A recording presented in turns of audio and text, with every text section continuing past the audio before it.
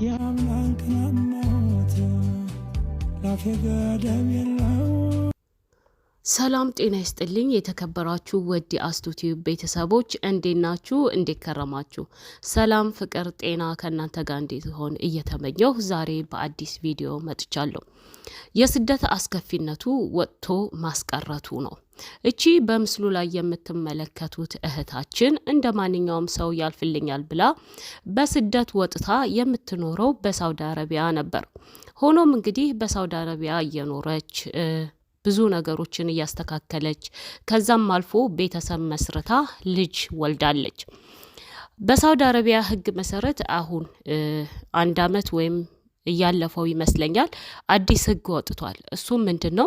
ሕጋዊ ያልሆኑ ዜጎች ማንኛውም ዜጋ ማለት ነው፣ ኢትዮጵያውያንን ብቻ አይደለም። በነገራችን ላይ ማንኛውም ዜጋ ሲገባ በህጋዊ መንገድ ገብቶ ዶክሜንቱ የተበላሸበት እዚሁ አገር ውስጥ ሳውዲ አረቢያ ውስጥ ማስተካከል ይችላል።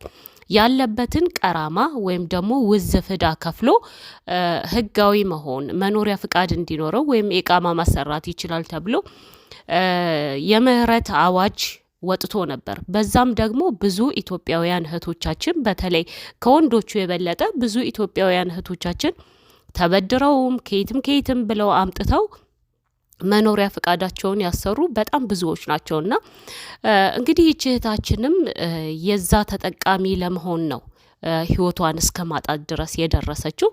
በሳውዲ አረቢያ ስትኖር የኦንላይን ስራ የምትሰራ በጣም ሶሻል ሚዲያን በስራዋ የምትታወቅ በፌስቡክ በቲክታክ በጣም ብዙ ሰዎች ያውቋታልና ኦንላይን ስራ እንደምትሰራ ነው እኔ ገብቼ ያየሁት። ስለዚህ ሳውዲ አረቢያ ላይ እንግዲህ እሷ የገባችው በባህር ይመስለኛል። ምንም አይነት ዶክሜንት ስለሌላት እዚህ ሀገር ሆና ማስተካከል አትችልም። ምንም አይነት ዶክሜንት የሌለው ሰው እዚህ ሀገር ላይ በምንም አይነት ሁኔታ ማስተካከል አይችልም። ሲገባ የገባበት የሆነ የቪዛ እንትን ሊኖረው ይገባል። በኡምራም ልትገቡ ትችላላችሁ፣ በኮንትራትም ልትገቡ ትችላላችሁ፣ በቪዚት ቪዛም ልትገቡ ትችላላችሁ። ብቻ ዶክሜንት መኖር አለበት እዚህ ሀገር ሆኖ ለማስተካከል። ከዛ ውጭ ግን ሳውዲ ላይ ምንም አይነት ዶክሜንት ከሌላችሁ እዛ ሆናችሁ ማስተካከል ስለማትችሉ እንግዲህ ችህት የመረጠችው በየመን በረሃ አቋርጣ ወደ ኢትዮጵያ መግባት ነው። በነገራችን ላይ በየመን በረሃ እሷ ብቻ ሳትሆን በጣም ብዙዎቹ አቋርጠው ሄደው ወረቀታቸውን ያስተካከሉ አሉ። ካስተካከሉትም ደግሞ ከነሱ የበለጠ በዛ የየመን በረሃ ብዙ እህቶችን ብዙ ወንድሞችን ያጣንበት የየመን በረሃ የሳውዲ ድንበርና የየመን በረሃ የታወቀ ነው። ብዙዎችን ቀጥፎ አስቀርቷን፣ ህፃናቶችን በልቷን፣ ወጣቶችን አርግፎ ያስቀረ ቦታ ማለት ያ ነው።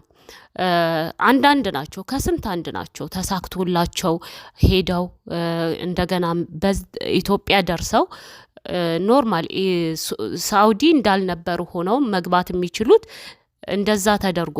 ምክንያቱም በዚህ በቀጥታ ከተሄደ አሻራ ስለሚወጣ መመለስ ስለማይችሉ አብዛኞቹ ያንን መንገድ ይመርጡታል። ሀናም እንግዲህ የመረጠችው ያንን መንገድ ነው። እስከ መቼ ድረስ በስቀቀን እኖራለሁ? ጓደኞቼ ሁሉም መኖሪያ ፍቃድ አላቸው፣ እኔም እንደነሱ መኖሪያ ፍቃድ ሊኖረኝ ይገባል ብላ የመረጠችው መንገድ ግን ለሷ አልሆናትም። በረሃ ነው ያስቀራት። እንግዲህ እዛ እንደሰማነው የተለያዩ መረጃዎች ከሆነ ልቤን ብላ ውሃ ስጡኝ እያለች ነው ህይወቷ ያለፈው ነው የተባለው። ከዛ በተጨማሪ ደግሞ እዛው ነው የተቀበረችው። በነገራችን ላይ ምናልባት እሷ የሶሻል ሚዲያ ተጠቃሚ ስለሆነች በሶሻል ሚዲያ ስለምትታወቅ ነው እንጂ በጣም ብዙዎች ህይወታቸውን ያጧሉ። ከህይወታቸውም አልፎ ድንበር ላይ በተተኮሰ ጥይት አካለ ጎደሎ ሆነው ድንበር አካባቢ ያሉ ሆስፒታሎችን ያጨናነቁ በጣም ብዙ ኢትዮጵያውያንና ኤርትራውያኖች አሉ። በጣም ከቁጥር በላይ በጣም ብዙ የሆኑ አሉና ቤተሰቦቻቸው የት እንዳሉ የማያውቁ ራሳቸውን የሳቱ አሉ። እህት እንግዲህ እንደ ድንገት የሚከታተላትም ሰው ስለነበረ የሄደችውም ከሳውዲ ስለነበረ ብር ይዛ ስለነበረ እንግዲህ ታውቋል። እዛ መቀበሯም ታውቋል። ማንኛውም ድንበር ህይወቱ ያለፈ ሰው ወደ ኢትዮጵያ መላክም አይችልም፣ ወደ የትም መላክ አይችልም። ያለው አማራጭ እድለኛ ከሆነ እዛው ጫር ተደርጎ መቀበር ነው። ካልሆነ ግን እንደ ማንኛውም ሰው ሌላው ህይወቱን ማትረፍ ስለሚፈልግ አልፎት ይሄዳል። ያ ሰው እዛው ይቀራል ማለት ነው። እድለኛ የሆነ ሰው ነው መሞቱ ራሱ ለቤተሰብ የሚነገረው፣ ህልፈቱ ለቤተሰብ የሚነገረው እድለኛ የሆነ ሰው ነው። በነገራችን ላይ ይሄንን ሳያቅ አይደለም ሁሉም ሰው መንገድ የሚጀምረው። ከኢትዮጵያም ወደ ሳውዲ አረቢያ ለመጓዝ የሚሞክሩም ከሳውዲ አረቢያም ወደ ኢትዮጵያ መግባት የሚፈልጉም እንደዚህ አይነት አደጋ መኖሩን ያውቃሉ። ከህይወት ጀምሮ ሽፍታዎች አሉ። ከሽፍታዎች ካመለጡ ድንበር ጠባቂዎች አሉ። ከድንበር ጠባቂዎች ካመለጡ ደግሞ እንደዚህ ሳይታሰብ ወይ በድካም ወይ በውሃ ጥም ህይወታቸው የሚያልፍ በጣም ብዙዎች ናቸውና ያ ቦታ በጣም ብዙዎችን በሺ የሚቆጠሩ እህት ወንድሞቻችንን ያስቀረ ቦታ ነውና እችም እህታችን እንግዲህ እንደሰማሁት ከሆነ በጣም የአካባቢዋ ልጆች አብረዋት ያሉት ወረቀቱ ወይም ደግሞ አይዲው መኖሪያ ፍቃድ ስላሰሩ እሷም ለማሰራት እንደወጣች ነው። ግን በወጣችበት ሰዓት እዛ መንገድ ላይ እያለች ውሃ እንደጠማት ልቧን እንዳመማትና ልቤን እያለች ህይወቷ እንዳለፈ ነው የተነገረው። በጣም ያሳዝናል። እውነት ለመናገር ከሳውዲ ወደ ኢትዮጵያ ወረቀት ለማሰራት የምትገቡ ሰዎች ባትገቡ ብዬ መርጣለሁኝ። ባትገቡ ምን ይሰራል? ምንም እኮ ምንም የሚሰራው ጥቅም የለም።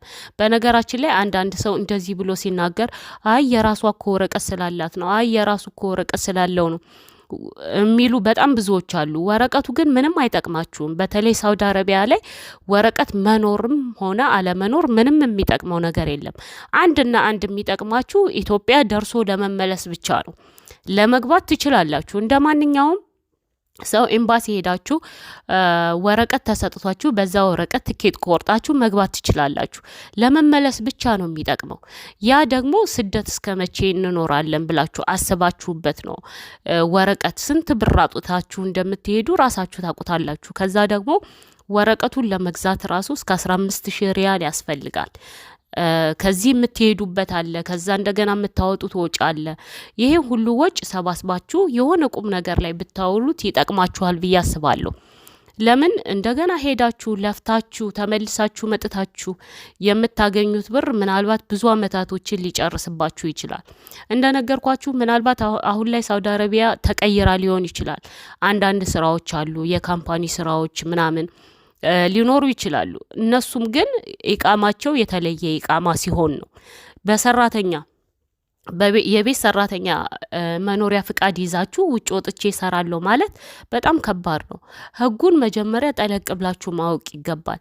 አንዳንድ ጊዜ ፍሪ ቪዛ የሚባል አለ። ፍሪ ቪዛ የሚባለው ምንም አይነት ፍሪ ቪዛ የለም። እኛ ነን ፍሪ የምንለው። ከሰውየው ከስፖንሰሩ ጋር ተስማምተን ለዛ ስፖንሰር ብር እየሰጠ ነው እሱ ውጭ እንድንሰራ ፈቀደልን እንጂ ወረቀቱ ላይ ወይም ደግሞ የመኖሪያው አይዲው ላይ የሚጻፈው ካያችሁ ሰራተኛ ነው የሚለው፣ የቤት ሰራተኛ ነው የሚለው። ስለዚህ ማንኛውም ወረቀት አንድ አይነት ወረቀት ነው፣ ምናልባት በሌላ ሙያ የመጣችሁ ካልሆናችሁ በቀር።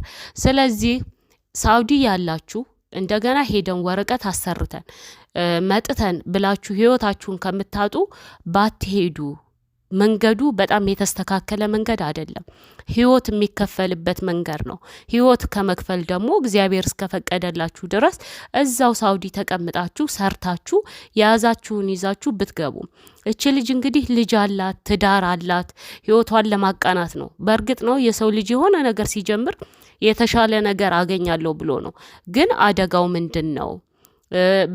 የገቡትን ብቻ ሳይሆን የቀሩትንም ማሰብ አለባችሁ ብዬ አስባለሁ። ይህንን ልላችሁ ነው የመጣሁት። ከዛ ውጭ ግን ህጉን በደንብ ወቁ። ኢቃማው መጥቼ ምን ይጠቅመኛል? ኢትዮጵያ ደርሶ ከመመለስ ውጭ ለሌላ ለምን ይጠቅመኛል ብላችሁ ማሰቡን ብታስቡበትና ህጉን ብታውቁ ብዬ እላለሁ። የእህታችንን ነፍስ እግዚአብሔር አምላክ በገነት ያኑረው። ለቤተሰቦቿ እንዲሁም ለልጇ፣ ለባለቤቷ፣ ለወዳጅ ዘመዶቿ እግዚአብሔር አምላክ መጽናናትን ይስጥ።